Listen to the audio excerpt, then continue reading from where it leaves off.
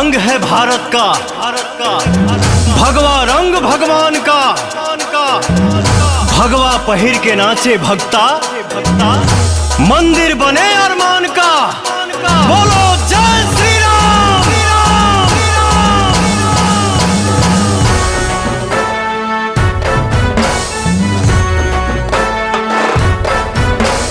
राम राम राम सिया राम राम राम, राम राम राम सिया जय श्री राम।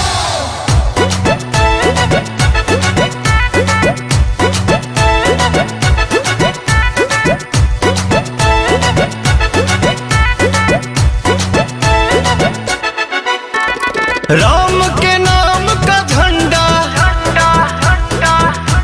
जय श्री राम। हाँ राम के नाम का झंडा लहरा है ये लहरेगा। हाँ राम के नाम का झंडा लहरा है ये लहरेगा। यह त्रेता में फहरा है, कलयुग में भी फहरेगा। यह त्रेता में फहरा है, कलयुग में भी फहरेगा। जय श्री राम, जय श्री राम, जय श्री राम, जय श्री राम।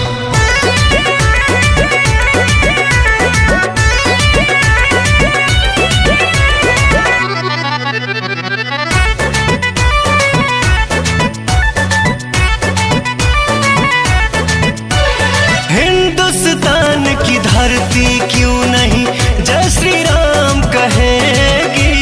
राम नाम नहीं मिटने वाला जब तक सृष्टि रहेगी। हम धर्म सनातन वाले हैं, हम धर्म सनातन वाले हैं। हमने पाया वरदान है, हर माँ के दिल में सीता है, हर सीने में प्रभु श्री राम है। हिंदुस्तान की धरती क्यों नहीं जय श्री राम कहेगी। राम नाम नहीं मिटने वाला जब तक सृष्टि रहेगी। इतिहास गवाह रहा है, ठहरा है न ठहरेगा। इतिहास गवाह रहा है, ठहरा है न ठहरेगा। यह त्रेता में फहरा है, कलयुग में भी फहरेगा।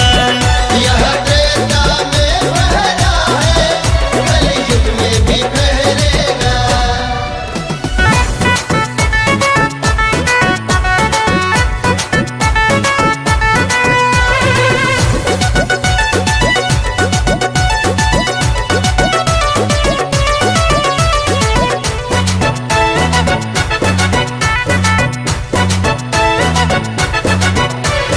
बोल रही है गंगा, बोल रहा है पर्वत सागर। हर हिंदू के सीने में है राम नाम का आदर। हम मंदिर वहीं बनाएंगे, हम मंदिर वहीं बनाएंगे।